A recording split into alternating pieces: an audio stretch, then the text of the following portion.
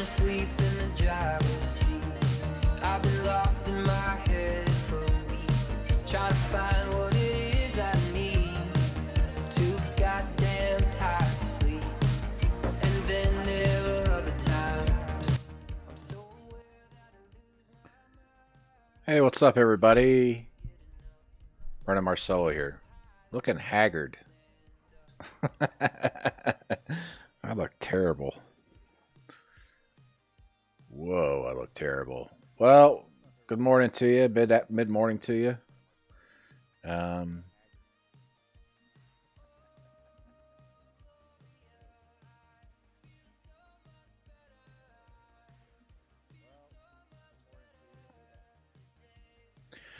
all right.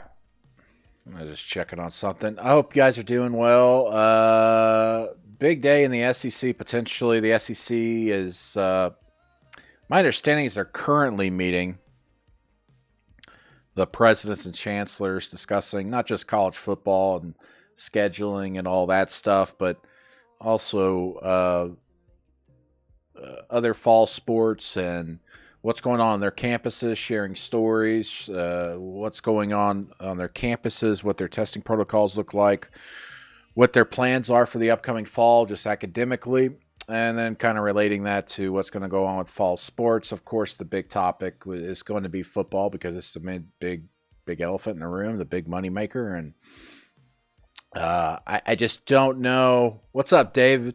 How you doing, man? Hope you're doing well. Anyway, so it's possible the SEC makes a decision today. The problem is no one knows if the SEC is going to make a decision today because the presidents can do whatever they want today. They could decide to take up a vote. They could decide to kick this can down the road till next week. They could completely change course and tell the ADs, hey, we're not wanting to play this conference-only schedule because 4 of us want to play our ACC rivalry games still in state. And we wrote about this at 24/7 Sports last night. I'm doing good, Dave. I've got surgery tomorrow, so I could be better. I wish I didn't have surgery tomorrow, but very bad timing, but it is what it is. This COVID stuff going on, serious, I get it in. Anyway, so the SEC might make a decision today. I'm not so sure that they will. We might see them even delay a vote till later today or even in the morning and then make an announcement Friday. I guess what I'm saying is anything's possible between now and the end of next week. I do think that there has been some pushback with the idea of playing a conference-only schedule. I just don't know if it's too late to change that after the ADs met earlier this week and said, hey, let's try to move forward with this. Not all the ADs were even on board at that point, and certainly they're still not. But at some point, you got to try and make a decision with timeline. One thing that's not being discussed publicly a lot that will be getting a lot of attention here whenever a schedule is released is the fact that of the start date for the upcoming season in the SEC. There had been talk and discussions of the possibility of delaying the season until late September, maybe the first week of October. And if you were to see something like that, obviously it would be a conference-only schedule. That is something to keep your eye on. I think that'll end up being the big story out of all this is when the SEC decides to play the season, because it's possible they wait till late September. And it's possible we see a situation where every Power 5 conference starts on a different weekend, or 4 of the 5 do, or 3 of the 5 do, which could be good, I guess. But the thing is, we have to all figure out is none of us quite know where we're going to be in 2 weeks, 3 weeks if these schedules stick. I think that's one reason why you saw the ACC yesterday announce their schedule but not announce the dates, because they're going to have to maybe move stuff around.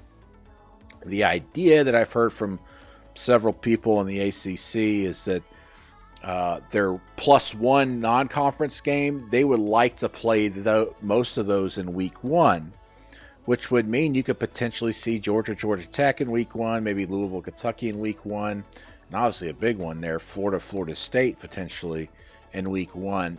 Other schools like Miami, the idea is that they would try to move their UAB game to September 12th when they open the season. The ACC says they're going to open the season on the week of September 7th through the 12th. Possible they're playing games during the week, but of course Saturday's the target date there, September 12th. And one thing I've brought up in recent weeks is this idea that once we get a schedule all together for Power 5 teams, and depending on what class schedules look like and whether they're all online or not, you could potentially see some games being played in the middle of the week and not just the regular Thursday night games. You could see some stuff where we literally are going through a season where we've got a game on TV in college football 5 of the 7 days in a week potentially. Tuesday through Saturday. So not to bump into the NFL on Sundays and Mondays. It's a possibility, something just to throw out there. But with the SEC, decision's going to come in the next week or so. A lot of rumblings that we're going to hear something by Friday. Not sure if a vote will be taken today. But it's all fluid. It's all moving around, a lot of moving pieces. But right now, at this very moment, my understanding is that the presidents are meeting. I think their meeting was scheduled to start at 8:45 Central Time. And I would love to hack into their Zoom conference and listen to that. But certainly we'll start hearing some word leaking today on what was discussed, whether they're going to make a decision or whether they already made a decision. Heck, they might leave that meeting. The SEC might already have a press release ready saying, hey, here's our 10-game conference-only schedule. I still believe, though, there's going to be some pushback among the presidents about playing a conference-only schedule because some of them want to play a non-conference game, and not just the ones that have ACC non-conference games. So keep an eye on that, so people being upset or whatever.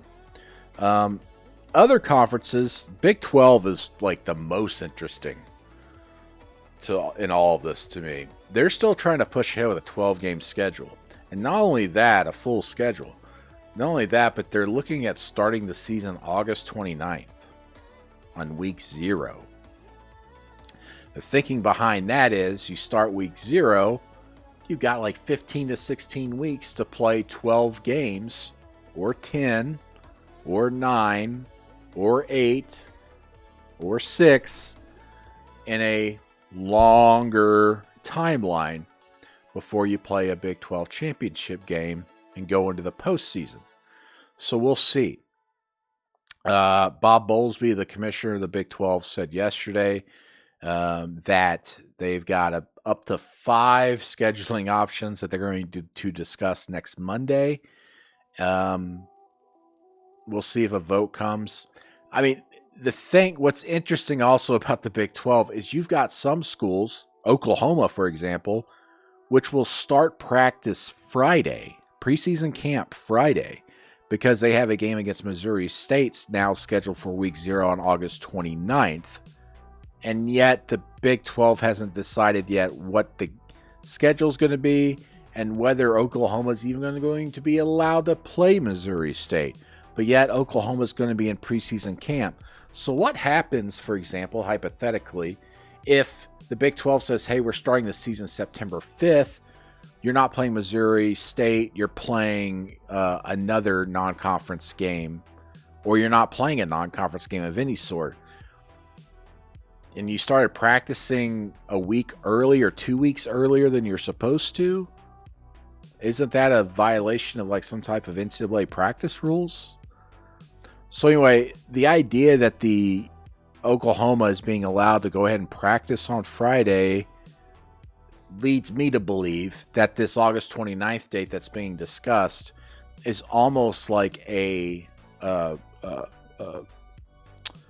guarantee of happening at this point. It's just a matter of who Oklahoma is going to be playing, which sounds crazy because they're going to be preparing for Missouri State, and then they got to switch gears to maybe prepare for, say, Kansas or something like that. And to be quite honest, it wouldn't be that big of a change and switch for them because, to be quite honest, the opener against Missouri State's more or less a warm-up, and they're just trying to work things out with their lineup. And then a game against Kansas, they've already scouted in the spring and the summer. Out west in the Pac-12, I'm hearing that a schedule could be released as soon as tomorrow. Whether there will be dates attached, I don't know. But Friday, it looks like the Pac-12 could announce its conference-only schedule. Big Ten, not so certain when they will announce their schedule, which is conference only. But that's where we stand today at Thursday at 10 a.m. as of this moment. News could happen in any minute. You never know.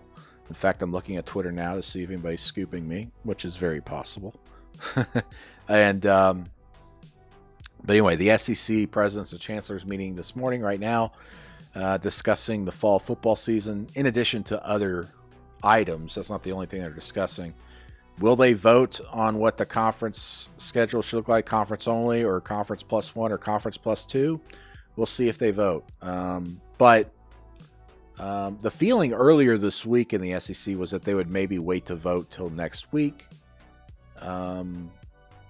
But the ACC has definitely put some pressure on them because the ACC has set it up as such that, hey, we still want to play our 4 non-conference games against the SEC, but we have to play them at the ACC home institution's home state, which is able to do, they're able to do because those 4 games are all in the same state anyway, whether they're home or away for SEC teams.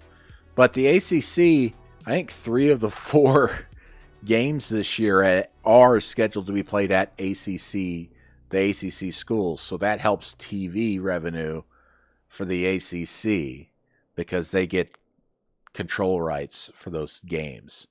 So does the SEC say, we're bucking history just so we don't let the ACC make more money off this while we also wait for ourselves, worry about ourselves? It's possible. But if the SEC decides to do a +1 or +2 model, the big winner in all this, should we see these schedules come to fruition and actually get played, will be the ACC. Because they get Notre Dame this year in the conference. They get to share Notre Dame's TV money from NBC. And they get to keep their ACC rivalry games against the SEC. And 3 of those, I guess, will be on ACC campuses. So the big winner in all this could end up being the ACC. But if the SEC decides, hey, today we're going conference only, I would probably still say the ACC is the winner because they got Notre Dame. I think the ACC in all this is going to end up being the winner anyway, but they could be a big winner today if the SEC says, hey, we're keeping keeping 1 non-conference game on the schedule for all our schools, and it ends up being those 4 ACC games, matchups. That'll be interesting to watch. The ACC may have strong-armed the SEC a little bit with his announcement yesterday, because the ACC certainly was hearing what the SEC was discussing. And listen, I reported, I think yesterday morning, that, hey, the model being pushed forward is 10+1 in the ACC. I don't know if a vote's going to happen today, but it's possible. And then, boom, not only did a vote happen, they just released a schedule without dates. And kind of hold the SEC's feet to the fire, so to speak. So, anyway, that's all I've got right now. I'm going to get back to work here, see if I can work the phones. Yesterday was a difficult day. Not a lot of people want to talk. Not a lot of sources wanted to talk and leak stuff or anything like that. SEC's running a tight ship right now, which is, I guess, understandable. But there's always leaks. So anyway, thanks for joining me. I'm Brandon Marcello. Follow me on Twitter, which you probably already are since you're watching me on Periscope, at @bmarcello. And to go to 247sports.com for much more coverage. We got plenty of stories about the ACC schedule changing and what's ahead for the SEC, Pac-12, and Big 12. So Until next time, till later, I will see you guys down the road. I will be out of pocket starting Friday. I don't know how long I'll be out. It's a bad time to be out, but hopefully when I return, we're talking about quarterback battles instead of schedules. See you guys down the road.